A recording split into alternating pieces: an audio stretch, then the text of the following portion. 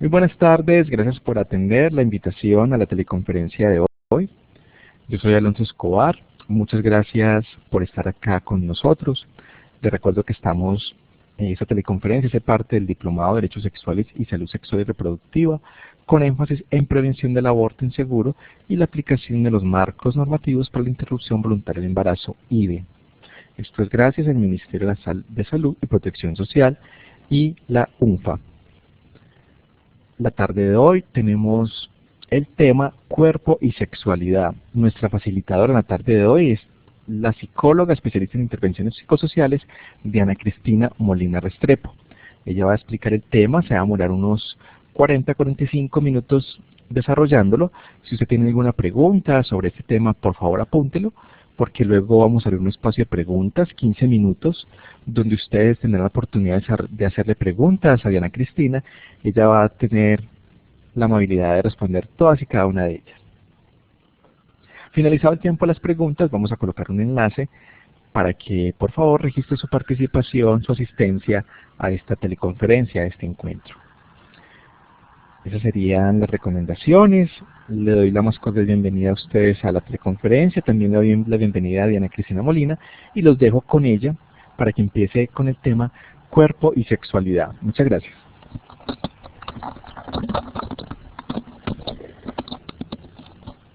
Buenas tardes para todas y todos.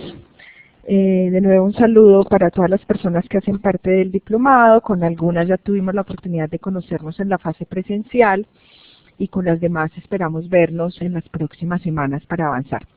De acuerdo a la programación, en el módulo 2 de Derechos Sexuales y Derechos Humanos, hoy vamos a trabajar el cuerpo y la sexualidad para poder determinar cuáles son las dimensiones de este asunto de la sexualidad.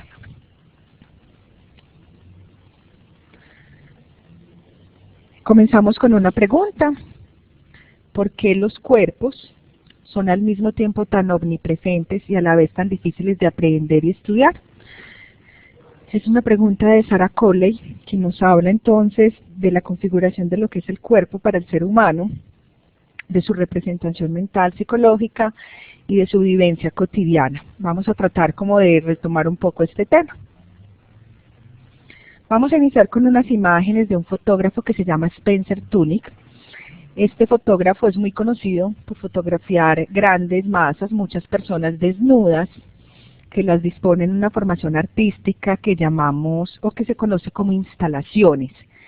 Cuando uno ve las imágenes, sea a través de sus fotografías o cuando puede participar en las instalaciones, al observador se le generan muchas tensiones entre lo que es lo público, entre lo que es lo privado, lo tolerado, lo prohibido, lo que es la moral, lo inmoral, inclusive lo que es individual y colectivo.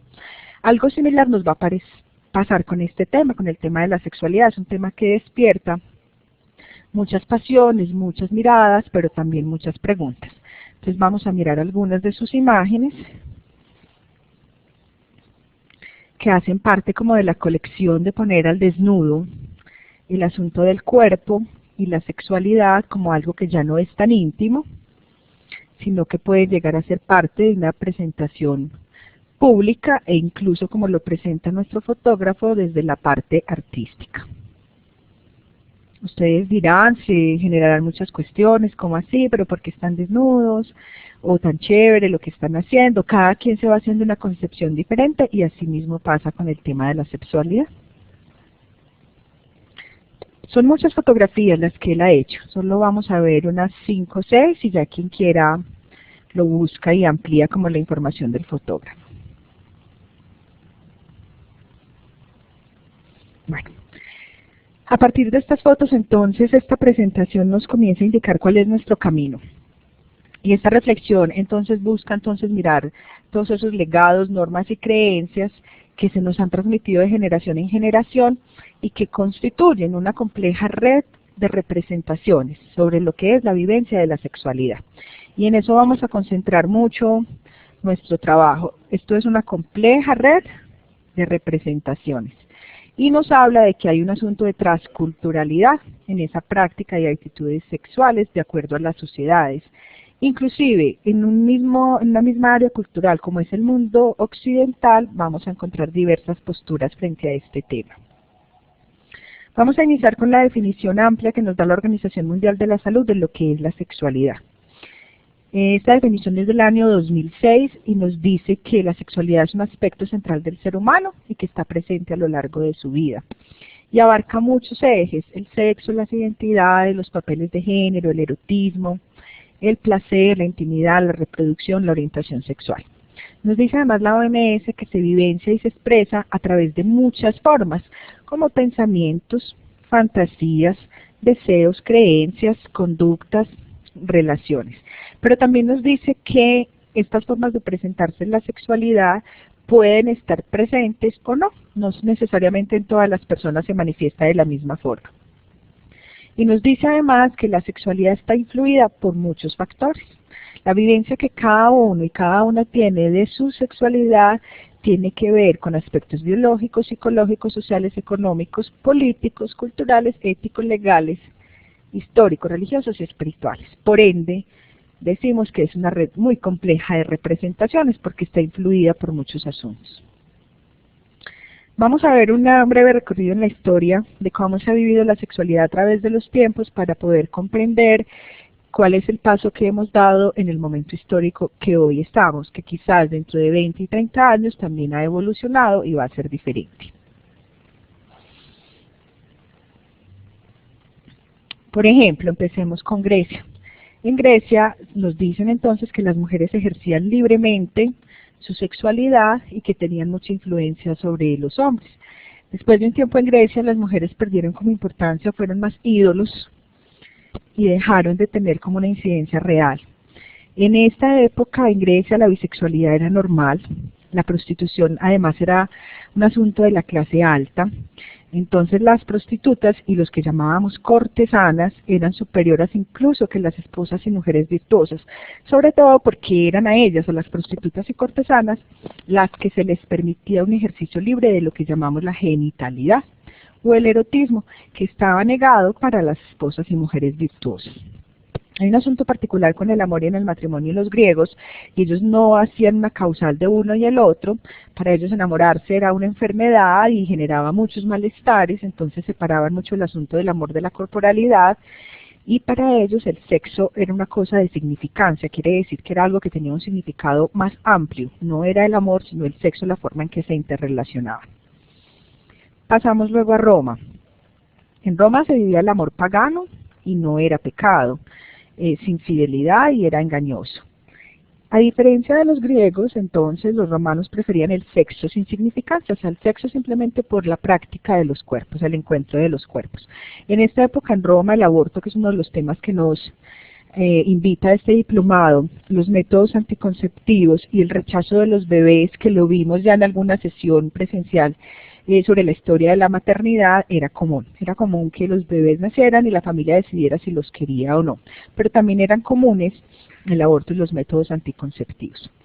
En esta época nos encontramos con un poeta que se llama Ovidio y escribió un manual, que era el manual para el sexo y el adulterio, que se llamaba El arte del amor, donde empezó también a aplicar muchas conductas de diferenciación de género, y era que los hombres no podían llorar, pero empezaban entonces también a hablar de esas posiciones sexuales que acentuaban el orgasmo y la satisfacción mutua. Entonces quiere decir que en esta época el encuentro sexual también se veía con un carácter placentero y erótico, y no solamente para la reproducción. En Roma comienza con la época cristiana a consolidarse más una visión de la sexualidad desde la tristeza y desde la culpa, y comienza a ligarse el placer y el sexo con cosas malas. Y entonces comenzamos a ver como una decadencia y una satanización de lo que era la sexualidad. Se empieza a reflejar esto en la Edad Media, donde empezamos a preguntarnos, o la gente empezaba a preguntarse si debía o no practicar el sexo, porque estaba aunado como a conceptos morales. En el matrimonio cristiano entonces se empieza a hablar de que el sexo se practica solo en una posición, entonces recordemos la postura del misionero muy típica, y que no se podía tener sexo en sábados, miércoles, viernes y días feriados, y tenía una función única, y es concebir un hijo. Entonces aquí vamos a ir mirando cómo la sexualidad y ese encuentro con el otro se reduce al asunto de la reproducción, y ya se empieza a perder el tema del placer.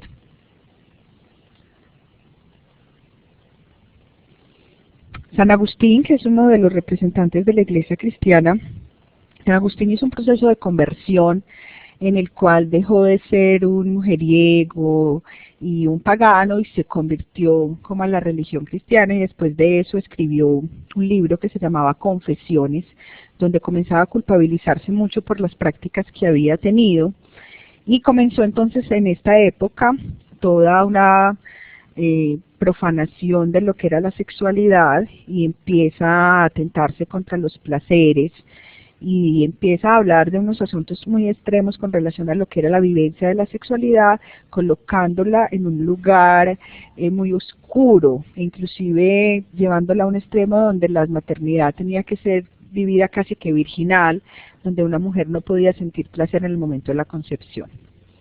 Luego viene una época más romántica, que es el amor del cortejo. Entonces empieza ese amor romántico, especialmente surgido en Francia, donde se empieza a concebir entonces el asunto también de la monogamia. Entonces una relación única entre un hombre y una mujer, casi siempre era clandestino, y era ligado como a estas historias de guerreros, de caballeros, que todavía vemos reflejados, por ejemplo, en los cuentos de hadas, ¿cierto? Ese amor que la mujer espera románticamente a que venga a ser rescatada, pero que empezaba a traer un asunto también excitante y emocionante. Empezamos a hablar entonces del amor como una forma de contacto en el cuerpo, tocarse, besarse, acariciarse y nada más. Y el amor cortejo no pasaba al encuentro genital, era simplemente esa parte del cortejo y acercar los cuerpos, pero no pasábamos al sexo como tal. Y empieza entonces aquí a mirarse esos encuentros entre los seres humanos con elementos emocionales. En la época del Renacimiento, la Iglesia Católica especialmente levantó la voz de protesta contra este amor, y empezaron también a decir que besar y tocar a las mujeres era pecado mortal. Entonces volvemos a aparecer los límites. Entonces se van dando cuenta cómo la concepción de la sexualidad y la vivencia de esta va tomando matices diferentes de acuerdo a los periodos, y se va moviendo de un lado a otro. No ha sido una vivencia ni una concepción lineal ni permanente, de acuerdo al pensamiento y la ideología que surgía en este momento. La sexualidad se veía desde una óptica y desde otra. Recuerden que en la época de la Iglesia y el Renacimiento comenzamos toda la época de la Inquisición, donde se establecía que las mujeres podían ser brujas y que volaban de noche. Y pasaban dos cosas: estas mujeres que se consideraban brujas eran porque eran mujeres muy deseables a nivel sexual y erótico, o mujeres muy sabias. Y comenzaron entonces a generar algunas prácticas que hoy podríamos llamar de tortura, en las cuales se colgaba a las mujeres, y se hacían muchas prácticas para poder obtener la confesión de esa brujería. Y recuerden que lo relacionaban con tener sexo con el diablo y pactos con el diablo, y siempre entonces la sexualidad estaba relacionada desde esa visión negativa. Comenzamos entonces en una época también a mirar el asunto de las relaciones humanas, especialmente del matrimonio, como un asunto económico. Entre 1300 y 1500, el amor no hacía parte de eso que nosotros llamamos matrimonio como lo vemos hoy, sino que el matrimonio se realizaba entre los 14 y 16 años o antes, pero siempre era un acuerdo entre las familias para tener un incremento, unas mejoras en el criterio económico y financiero. Esa era la razón por las cuales dos personas decidían casarse. Empezamos entonces también en esta época a mirar en la literatura como otras posturas que empiezan a darle un vuelco a lo que era la mente, el cuerpo, el amor y el matrimonio. Y vuelve a renacer el acento como en el concepto del amor romántico. Y el Renacimiento empieza a mostrarnos que el sexo ya se aleja del pecado, y comenzamos a asociarlo con el amor. De ahí también todas las pinturas renacentistas que están orientadas como a ese concepto amoroso. Luego volvemos y miramos a otra fase, que es la época de los puritanos, donde ellos decían no estar en contra del sexo, pero estaban orientados hacia el amor y el sexo, y empezaron a hablar de que el sexo marital, el sexo dentro del matrimonio, podía ser bueno y saludable. Sin embargo, la Iglesia seguía quemando brujas y seguía atacando como esa posición de las mujeres.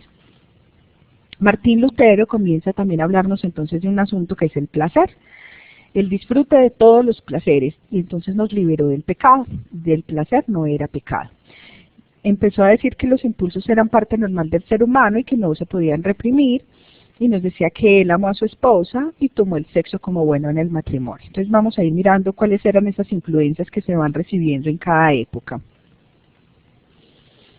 Esto vuelve y nos habla de esa época puritana donde el amor y el sexo ya hacían parte del matrimonio y se empiezan a combinar, y el matrimonio empieza a ser no solo un asunto económico, después pasa a ser un asunto por el amor, y ahora también empezamos entonces a hablar del matrimonio como un contrato civil, que es la misma versión que tenemos hoy del matrimonio desde lo legal. Empezamos la época de la razón, donde ese amor emocional que había tomado fuerza decayó, y empezamos a hablar entonces esa dicotomía, emoción y razón, y separamos nuestra mente y nuestro cuerpo como si fueran dos asuntos diferentes. La mujer en esta época es como un adorno más al que exhibir, y empezamos a tener como otras conductas, el amor se volvió lujurioso, arrogante, y comienzan las anécdotas y las historias de don Juan de Marco, del Casanova, del aventurero. Entonces comienza a verse el lugar del hombre como un hombre que engaña a través del amor, el amor comienza a verse como algo que genera dolor y tristeza y que no hay como un compromiso en este asunto. Y es una época muy compleja también por la presencia de un escritor que es el Marqués de Sade, quien escribió muchas obras acerca de la sexualidad y fue condenado a muerte por delitos sexuales, y sus obras fueron censuradas por trabajar el tema de la sexualidad y la genitalidad de una forma muy explícita. Luego vamos a la época victoriana.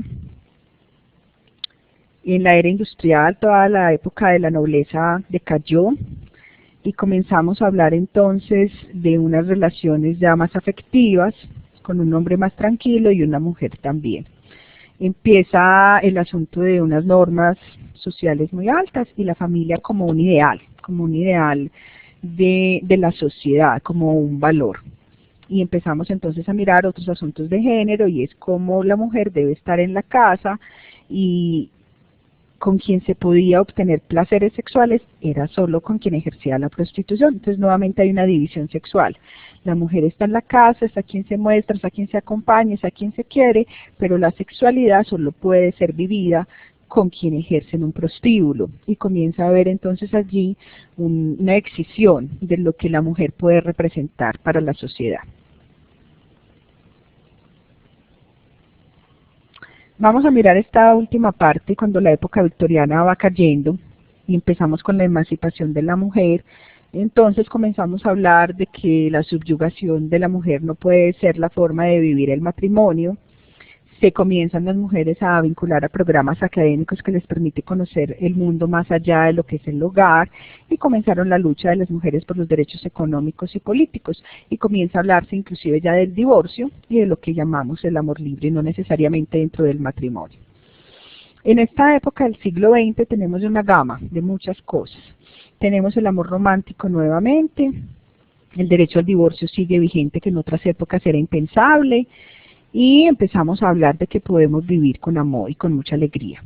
Empezamos a mirar, a combinar ese amor romántico con la actividad sexual, con la amistad, con la familia, y que una única relación puede tener un poco de cada uno de esos componentes. Comenzamos a hablar entonces también de la satisfacción mutua, ya no solo es el placer para los hombres, también las mujeres tienen ese derecho, y comienza algo que se ha denominado la revolución sexual. Los hijos en la época del siglo XX, cuando entramos en el modelo capitalista, los hijos que antes eran tan valorados para la función familiar y social, comienzan a verse como un gasto, ¿cierto? La inversión que hay que hacer con un hijo en cuanto a dinero. Y es la época en la que comienza a hablarse también del control de la natalidad, porque entonces si un hijo representa gastos para una familia, hay que reducirlos. empezamos a hablar de otros temas que generan también mucha complejidad, y es el tema del orgasmo, el derecho al orgasmo, que lo que nos habla es de un placer asociado a ese encuentro sexual, y empiezan a aparecer otros términos que también siguen siendo censurados y cuestionados, como el amor libre, el matrimonio abierto, la poligamia, el divorcio, el disfrute sexual, las relaciones prematrimoniales y la igualdad de los sexos, temas que son los que nos invitan ahora a hacer una evaluación de lo que es la vivencia de esta sexualidad, y es la fase en la que estamos con muchas diversidades. Este breve recorrido por la historia de la sexualidad nos muestra entonces cómo esta noción de sexualidad está marcada de acuerdo a una cultura y a una sociedad particular, y que la sexualidad se construye por muchos elementos objetivos y subjetivos. Es un entramado, como decíamos al comienzo, de muchos aspectos, donde el cuerpo es el principal protagonista. El cuerpo es nuestro medio, nuestra vía de comunicación con el otro desde diferentes sentidos, pero está mediada este concepto de sexualidad por creencias, las normas religiosas, sociales y políticas, por formas discursivas, el lenguaje, la imagen, los medios de comunicación, los rituales, pero también por las experiencias que tenemos. Decíamos entonces que el cuerpo es el principal protagonista de esta vivencia de sexualidad, pero en el caso de las mujeres, el cuerpo ha tenido 3 momentos muy difíciles que están dados por este contexto. En Occidente podremos entender la vivencia de esta sexualidad, primero por la religión cristiana, en particular la católica, que ya veíamos que la sexualidad asociada a la religión cristiana está asociada especialmente al tema del pecado, a una vivencia de sexualidad solo para la reproducción, y como lo veíamos también en una de las sesiones presenciales, en el mito de Adán y Eva, un asunto que vuelve pecadora a la mujer, que la carga con el pecado de toda la humanidad. También están mediados por los procesos económicos y de propiedad privada. De acuerdo al modelo económico que tengamos, a nosotros nos rige especialmente el capitalista. Se ve mediado la vivencia de esa sexualidad. Entonces miremos cómo el control natal llega, pero también cómo los medios de comunicación nos invaden con imágenes y mensajes diferentes acerca de este tema. Y a partir de estos 2 ejes se dictan normas. Normas que nos dicen cómo es que debe ser usado nuestro cuerpo.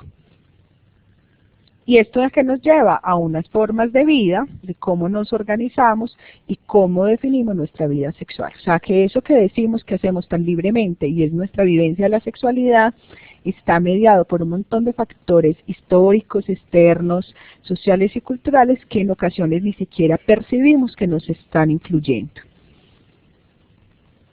El cuerpo entonces de las mujeres ha tenido 3 expropiaciones, las llamábamos, o sea, donde se supone que este es mi primer territorio en el que yo me muevo, pero en muchas ocasiones uno siente que el cuerpo no es propio, que no es de sí misma. El primero es el cuerpo para salvar el alma. Entonces, desde esta misma visión de la religión cristiana, el cuerpo ha pasado a ser algo que se relaciona con el pecado, mientras el alma es lo que te puede purificar. Entonces, siempre vamos a perder el cuerpo y vamos a tener que renunciar a los placeres corporales si tenemos una creencia religiosa que nos invita a salvar el alma. Entonces comenzamos con esa visión dicotómica de cuerpo y alma, en el cual uno tiene más importancia que el otro. La segunda expropiación, y la hemos visto en todas las fases de la historia, es que las mujeres son parte de una propiedad privada. Las mujeres en nuestra cultura no son dueñas de sus cuerpos. Otros determinan situaciones en sus cuerpos, y dentro de la práctica de salud sexual y reproductiva, recuerden que hemos hablado entonces como las decisiones sobre usar o no métodos anticonceptivos, si se lo permite o no la iglesia, la sociedad, la familia, si yo puedo ejercer mi derecho a la vivencia de la sexualidad libremente o si debo pedir permiso a otros como mujer para hacerlo. Situación que no es vivenciada igual por los hombres, y esa es una de las análisis de género que hemos venido haciendo. Y la otra expropiación, la tercera expropiación, es la que nos habla que el cuerpo tiene un enfoque muy fuerte en 2 áreas, que es la producción y la reproducción. La producción desde el sistema capitalista y la reproducción en la misma vía, la reproducción de hijos. Y se pierde entonces el asunto del placer, el disfrute y el cuerpo como una forma de expresarnos. La sexualidad entonces en nuestra cultura nos dice que como pensamos, modela cómo vivimos. La ideología que tengamos es la que determina nuestro comportamiento y nuestras prácticas, pero además nos dice que estos asuntos de cómo nos comportamos vienen de procesos históricos, que a veces ni nos cuestionamos de dónde vienen ni cuándo surgieron, y nos acompañan sin preocuparnos por qué nos comportamos de una forma u otra. La sexualidad también ha estado muy presente en el tema de la medicina. Recuerden que la medicina se encarga desde la teoría de acompañar los procesos de salud, de enfermedad o de bienestar, dependiendo de la mirada de medicina que se tenga.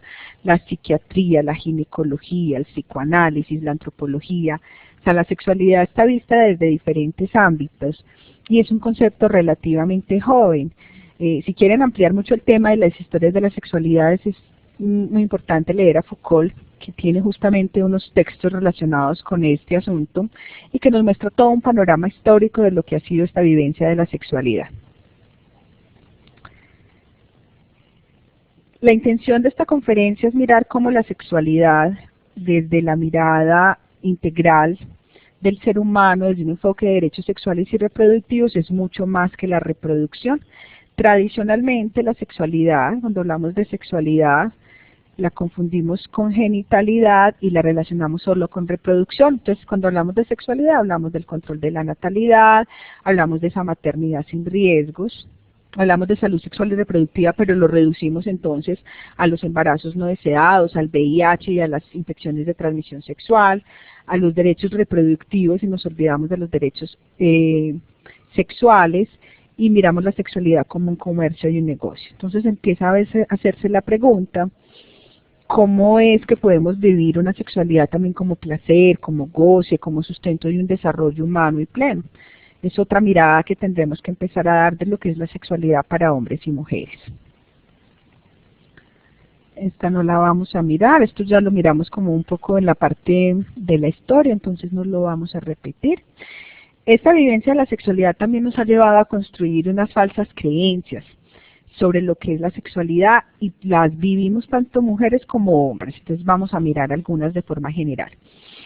En general las mujeres han tenido un peso grande con lo que es la virginidad y lo llaman un tesoro que hay que preservar, y desde allí se determina mucho el valor de la mujer a nivel histórico sobre si tiene o no virginidad, y lo vemos en los asuntos de las novelas de época, de historia, cómo la mujer tenía su valor puesto en una tela que llamamos el himen, y desde allí se le catalogaba como virtuosa o no. Nos dicen además que el deseo femenino no existe. Esa es una gran castración para las mujeres, pensar que su cuerpo es un objeto de otro, pero que no es posible el disfrute o un deseo propio, porque además nos lo niegan. Cuando una mujer expresa su deseo es algo inmoral, o lo había sido por mucho tiempo, entonces hay una negación de este deseo. En la sexualidad, la vivencia de la sexualidad, las mujeres derivan más la atención al cuidado de otros que al cuidado de sí, importan más los demás. Hay una falsa creencia y es que la sexualidad es prioritaria para formar familia y tener hijos, y recuerdan que desde el derecho a la libre opción a la maternidad tenemos una gama de posibilidades donde yo puedo elegir o no la maternidad de acuerdo a mi concepción de mujer y cultura. El adulterio es visto como un pecado, y eso es una concepción más personal, y hay un asunto complejo en el tema de los embarazos adolescentes y embarazos no deseados, y es lo que llamamos las pruebas de amor. Siguen siendo un hecho vigente el asunto de que yo demuestro mi amor a través de las relaciones genitales o coitogenitales, y no siempre por la elección propia, sino por obligación. Los hombres también han tenido su carga con la vivencia de esta sexualidad. Por el contrario, entonces a los hombres se les dice que la virginidad es un símbolo de debilidad y no sirve para nada, y a los chicos se les lanza muy tempranamente a una vivencia de la sexualidad. Inclusive en muchas culturas el asunto de los prostíbulos era una forma de librarse, entre comillas, de esa sexualidad para los jóvenes, Y en muchas de nuestras culturas se les llevaba muy prontamente a los jóvenes a los prostíbulos para que además esa era una forma de demostrar su virilidad, ya son hombres iniciando su vida sexual. Y eso ha generado que arrojemos a los chicos a una vivencia desenfrenada de la sexualidad. También una falsa idea de que los hombres siempre tienen deseo sexual, y sabemos que el deseo sexual es una combinación de muchos factores entre la presencia del otro, de la otra, entre asuntos psicológicos, anímicos, biológicos, que no siempre está presente. Esta tercera creencia nos valida muchas veces la violencia sexual, y es que los deseos de los hombres deben ser complacidos por las mujeres en cualquier momento. Y así lo hemos vivido, las mujeres lo viven dentro del matrimonio como un deber conyugal y no como una forma de encuentro con el otro. En la parte de diferentes mujeres, a los hombres se les habla como que un hombre que tiene varias mujeres es un asunto natural y que eso responde a su deseo irrefrenable.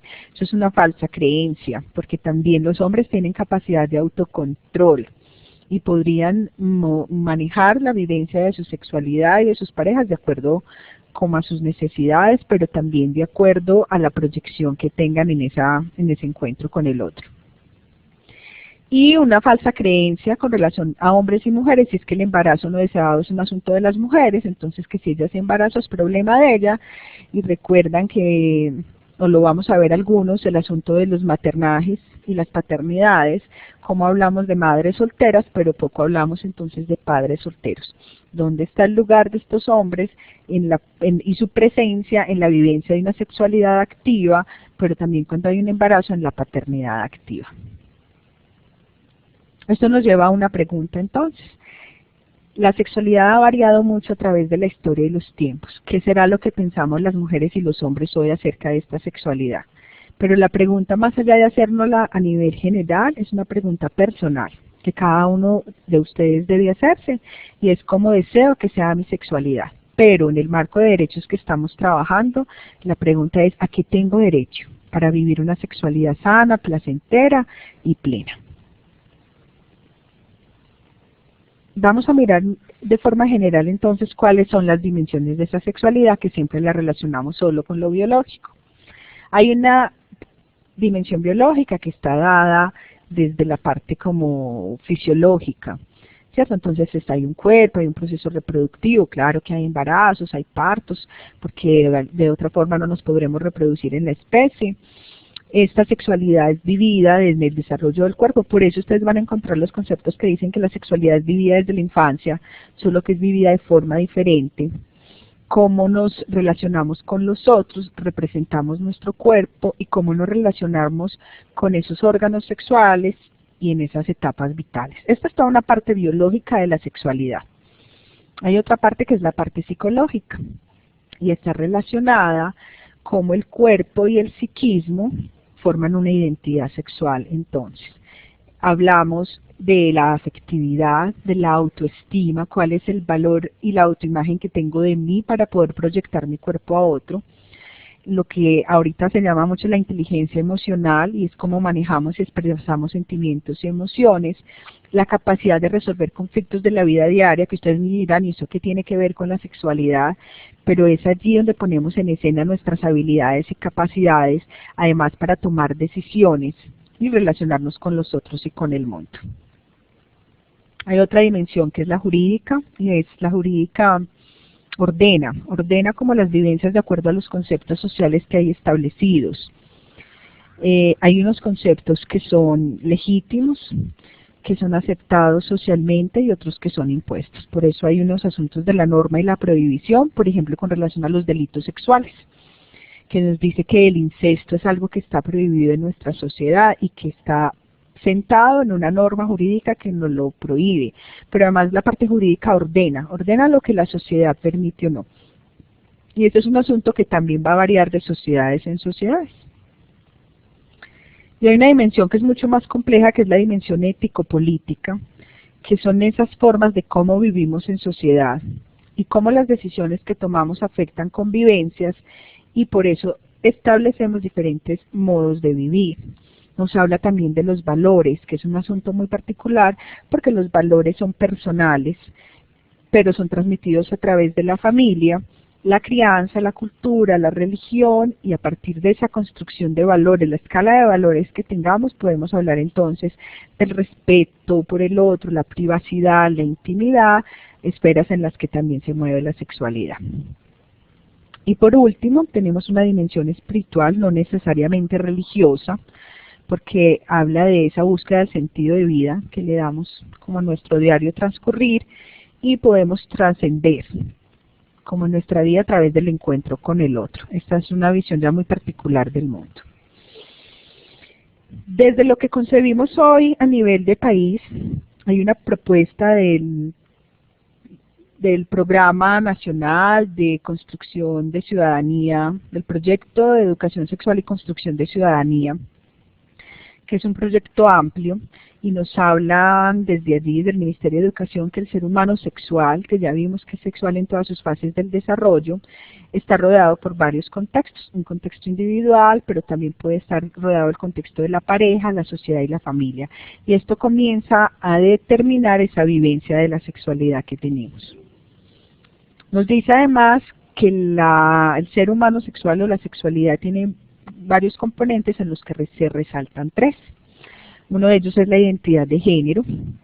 La trabajamos en la primera conferencia y la han visto con Juliet también en otros temas, y es cómo yo me configuro en mi ser de hombre y ser mujer de acuerdo a lo que la sociedad me enseña, me determina, y cómo ese ser hombre y ser mujer me permite acceso a derechos o me obstaculiza acceso a derechos. Nos habla además que la sexualidad presenta una relación con la orientación sexual, que tiene que ver con esa posibilidad que yo tengo de dirigir mi afecto a otra persona de mi mismo sexo o de un sexo diferente, sin que esto necesariamente se convierta en un conflicto para las demás personas que integran la sociedad, sino como una posibilidad mía como ser humano. Pero nos habla además de que tiene otro componente, y son esos comportamientos culturales de acuerdo a la identidad de género que tengo. En esta parte voy a hacer bastante énfasis porque es en lo que quiero mostrarles cómo la vivencia de la sexualidad es algo más que tener un encuentro entre dos cuerpos para reproducirse. Y la sexualidad nos ha permitido un movimiento muy amplio y una forma de relacionarnos muy amplio con otros y con otras. Entonces vamos a mirar que la sexualidad tiene una función afectiva. Esa función afectiva tiene que ver con la capacidad que tenemos los seres humanos para desarrollar afectos intensos, lo llamamos resonancia afectiva, cuando otro ser humano está o no está, porque es que el afecto está en presencia o en ausencia de la persona a la que queremos dirigirle esos afectos, ¿cierto? Pero además, cómo construimos nosotros a través de la sexualidad y el cuerpo esa función afectiva. En esta eje afectivo es donde empieza el asunto del amor. Entonces miremos cómo en la historia el amor fue mutando también, el amor dentro del amor cortejo, el amor como parte del sexo, el amor dentro del matrimonio, y cómo el amor es una función que nos une y nos permite un contacto con el otro. Pero también nos habla de otro eje que habría que desarrollar muy ampliamente, que es el tema del apego, cómo establecemos pareja y cómo esas relaciones comienzan a aportar en nuestro crecimiento personal o nos generan dificultades en el mismo. El tema del afecto, entonces, es una de las primeras funciones de esa sexualidad, de ese ser humano sexual. Tenemos otra función que es la función erótica, y la función erótica se relaciona directamente con el componente placentero de lo que el cuerpo nos permite. Puede ser que sean individualmente o grupal o en pareja, y empezamos entonces con la función erótica a activar las respuestas genitales y corporales. No necesariamente está el encuentro genital, pero ya hay una respuesta. Entonces hablamos de prácticas de el erotismo o el autoerotismo, la masturbación para sí mismo o para otro, y todo tiene que ver con una corporalidad que está conectada a un sistema nervioso que nos activa el asunto del placer. Pero si históricamente mi sexualidad ha sido vista como un asunto sucio, oscuro, negro y negado, va a ser muy difícil que yo pueda vivenciar una sexualidad desde la función erótica. Porque si está teñida, como nos tocaron muchos mitos durante mucho tiempo, que si los chicos se masturbaban le crecían pelos en la mano, pues obviamente va a haber una limitante a ese conocimiento del cuerpo, que no me va a permitir ni siquiera en mi intimidad y en mi individualidad hacer un reconocimiento de mi corporalidad y entender cómo desde la cabeza hasta los pies tengo terminaciones nerviosas que nos permiten centrar el placer y el disfrute y no únicamente desde una función genital. Tenemos otra función que es la función comunicativa y relacional. Digamos que es la primera función en general de lo que nos permite esa vivencia de la sexualidad, y es cómo nos expresamos, nos sentimos y hacemos en relación con los demás. Es esas funciones que están relacionadas con lo cognitivo, con cómo pensamos, cómo representamos los procesos de la sexualidad, o sea, cómo lo imaginamos y a partir de ahí cómo nos comunicamos con el otro. Recuerden que estamos mirando el asunto de la sexualidad más allá del asunto genital, sino ese proceso relacional con los demás. Y por supuesto está la función reproductiva, que es la posibilidad humana de reproducir individuos. No solamente está la capacidad, yo puedo tener la capacidad de reproducirme, pero también debo tener la capacidad o la construcción mental de serlo. Entonces son dos procesos funcionales diferentes. Yo puedo tener habilitado mi cuerpo para la reproducción, pero hay un proceso cognitivo que me debe indicar si quiero o estar lista para la reproducción. De esta forma, la sexualidad es un contexto muy grande que recupera y que incluye muchos elementos, que nos habla que debe haber un análisis desde la perspectiva de género, puesto que la vivencia de la sexualidad no ha sido igual para hombres ni para mujeres, ni lo es en nuestro tiempo, que es un enfoque de derechos humanos y derechos sexuales y reproductivos para poder entender una vivencia libre y placentera de la sexualidad, pero que también es un enfoque de ciudadanía porque estamos inmersos en esta sociedad. Esto nos va resumiendo entonces cómo la sexualidad diferenciada de ese sexo biológico tiene que ver con creencias, imaginarios, actitudes, valores, interpretaciones que hacemos, los preconceptos que tenemos, el proceso educativo que hemos recibido y las normas establecidas para vivenciar esa sexualidad. Para ir finalizando entonces, decimos que la sexualidad es un universo complejo.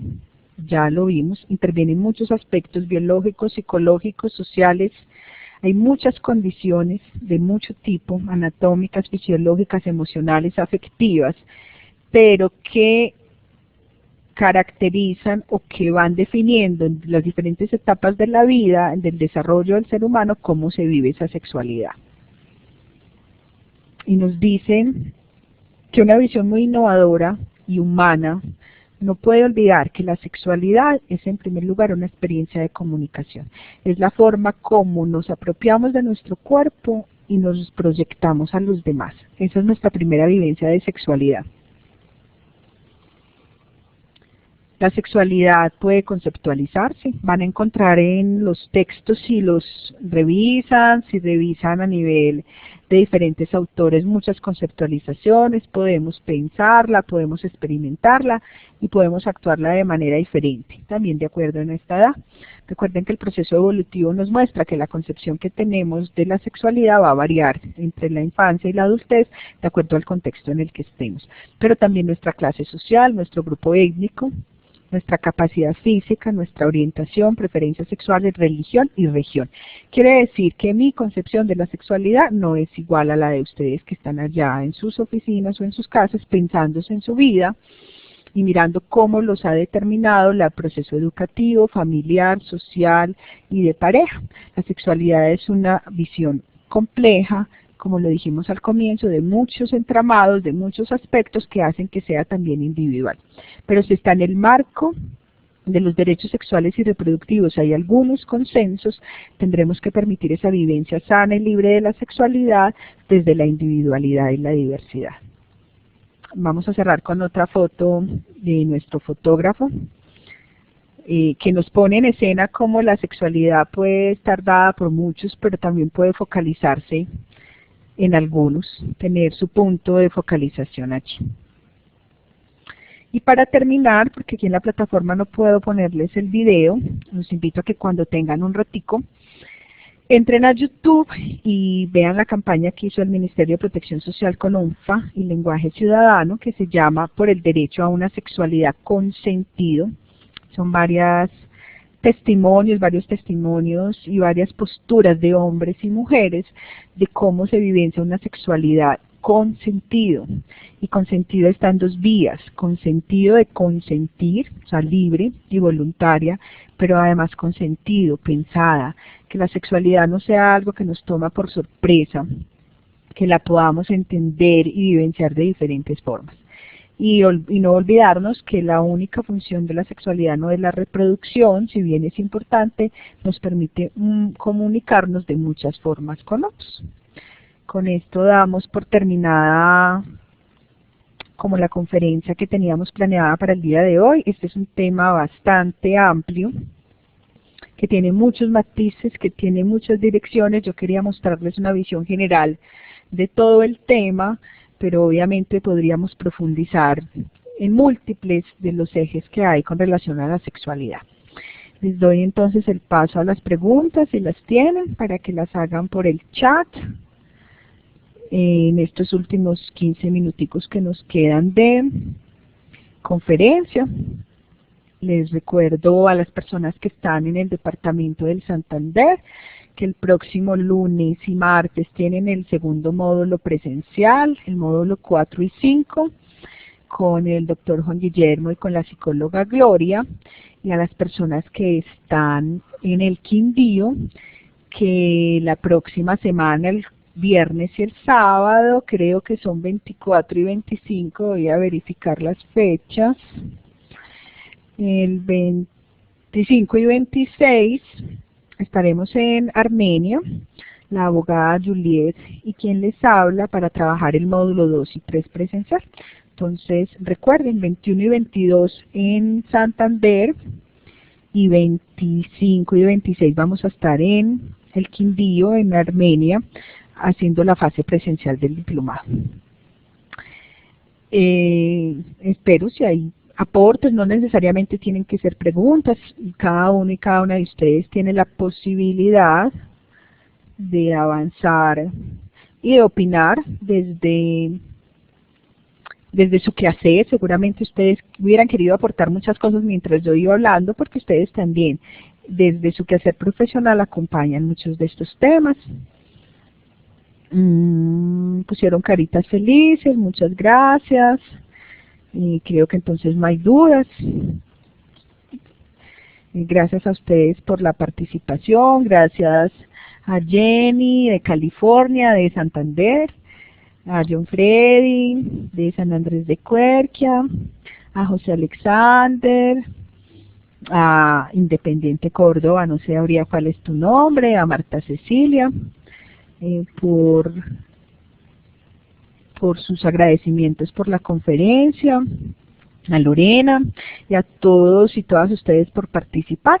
Estén pendientes siempre de las demás teleconferencias que tienen. Recuerden que esta es una posibilidad de formarnos, de capacitarnos y de actualizarnos, no necesariamente yendo a la universidad. La estrategia virtual a veces puede ser difícil y complicada, pero nos acerca al saber y a los conocimientos y trascendemos barreras. Entonces, les seguimos invitando para que sigan conectados con el diplomado. Nos falta más o menos 20 días, un mes. Hasta el 15 de noviembre estamos programadas con actividades para terminarlo y poder brindarle desde nuestra experiencia y saberes los conocimientos que pueden fortalecer su quehacer profesional. No hay preguntas, entonces vamos a mirar con Alonso, que les va a poner el enlace para registrar la asistencia. Entonces recuerden ingresar al enlace que les acaba de poner Alonso para que registren la asistencia. Sin embargo, recuerden además que quienes no pudieron estar en la teleconferencia en este momento pueden acceder a ella en cualquier momento. Me escribe una de las personas que le gustó la parte de la reseña histórica y que le gustaría tener mucho tiempo para hablar de la filosofía del feminismo. Sería muy interesante, digamos que el diplomado tiene un enfoque de trabajo feminista porque son los orígenes de defensa de los derechos humanos, pero no es el énfasis, entonces no lo hemos desarrollado como a profundidad. Pero si en algún momento, no sé quién me escribe porque no veo su nombre, piensa que lo podemos compartir, también recuerden que les hemos dejado nuestros correos electrónicos y nuestros teléfonos para si en algún momento quieren contactarse con nosotros, ampliar información, también lo pueden hacer por esta vía. Entonces, bueno, por aquí me dicen que hay una pregunta que cortica, pero de mucha profundidad. Dice que tiene pacientes adultas mayores que se preocupan por la masturbación en la edad adulta y que si esto es sano. Miren, el reconocimiento del cuerpo, del propio cuerpo y la posibilidad de generarse placer en cualquier etapa de la vida siempre va a ser sano, porque poder sentir ese placer y generarlo en el cuerpo va a activar esa función erótica. Lo que pasa es que también de acuerdo al ciclo vital del cuerpo van a haber cambios. Entonces, para unas personas adultas mayores, sobre todo para las mujeres que entran a la menopausia, donde hay una disminución hormonal, lo voy a decir desde mis conocimientos sin ser médica, hay una disminución también hormonal y hay un asunto de la reducción del deseo. Muchas de ellas han limitado la vivencia de la sexualidad por el asunto biológico, pero porque también la sociedad la ha limitado. Y la vivencia de la sexualidad, vista la genitalidad, la hemos vivenciado solo como en la época de la adolescencia. Entonces recuerden que los niños y las niñas también tienen esta posibilidad y las personas adultas también. ¿De qué va a depender? De cómo me sienta yo de cómoda con mi cuerpo y mi propia vivencia de sexualidad. Si esta mujer adulta siente que el autoerotismo es parte fundamental de su vida, que lo puede hacer y le genera placer y le genera un encuentro agradable consigo misma, no hay ningún problema. Le va a generar mucha más felicidad. Esa sería la parte adecuada. Obviamente para algunas de ellas es un poco difícil porque el nivel de lubricación no es la misma, porque el deseo y el placer no es el mismo, pero es una vivencia individual y particular, que comienza por cuál es la concepción de cuerpo que tengo. Si mi cuerpo para mí es un cuerpo que me genera desagrado y malestar, seguramente vivir una sexualidad libre, placentera, sana y responsable me va a ser difícil. Hay mujeres a través de la consulta psicológica que tienen una relación con su cuerpo muy negativa, y que inclusive en el baño, que es el momento más íntimo, en la ducha, se les dificulta inclusive enjabonarse. Y es el momento inclusive más personal para yo hacer un reconocimiento de mi cuerpo, de la cabeza hasta los pies, quién soy yo y cómo me veo. Las feministas de los años 60 tenían una práctica muy particular de reconocer el cuerpo y lo hacían inclusive colectivo, y era sentarse con un espejo y mirarse sus áreas vaginales, su vulva, su vagina y reconocerla, porque muchas mujeres no tienen ni siquiera un reconocimiento de su cuerpo. Si yo les digo cuántos dedos tienen, sí, 5, pero si les digo dibújenme cómo es su vulva o su vagina y es una parte de tu cuerpo, está tan satanizada que no tienen ni idea de cómo es la forma, y que si en un libro lo vamos a ver, es más difícil. Me dice Marta Cecilia entonces, que dicen que la penetración les duele por la resequedad, entonces se sienten mejor masturbándose, tiene todo el sentido desde el desarrollo evolutivo, pero Marta, podremos asesorarnos de médicos y médicas y ginecólogas mostrando que esa resequedad vaginal también puede ser combatida con otros asuntos y que hay una parte biológica, pero hay otra que es mental y psicológica. Sería un tema muy interesante ampliar el tema de sexualidad también en la edad adulta, porque es un tema negado socialmente. Esperamos poder ampliar el tema en otros momentos, son muchos, de pronto cuando tengan la oportunidad de hablar con el doctor Juan Guillermo, que ven una parte médica, si bien van a ver focalizada en lo que es interrupción voluntaria del embarazo, se puede ampliar en las discusiones temas como estos. Gracias a ti, Marta, por recordarnos este tema. Les agradezco de nuevo entonces su participación. Y nos vemos en las próximas teleconferencias y en las próximas sesiones presenciales.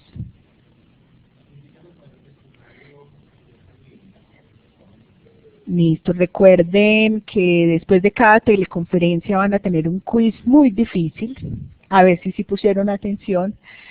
En este caso el quiz de la teleconferencia que acabamos de pasar ya está en línea, lo pueden encontrar en la plataforma.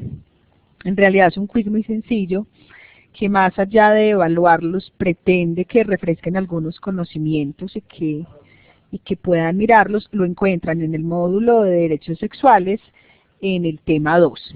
Se ingresan al tema 2 y allí van a encontrar el quiz activado, y si lo pueden hacer de una vez que tienen los conocimientos frescos, y si no, él va a estar activo también en el transcurso de la semana. Entonces recuerden registrar su participación, hacer el quiz y recomendar la teleconferencia a quienes no pudieron estar en este momento en la presentación en línea. Muchas gracias y que tengan feliz noche.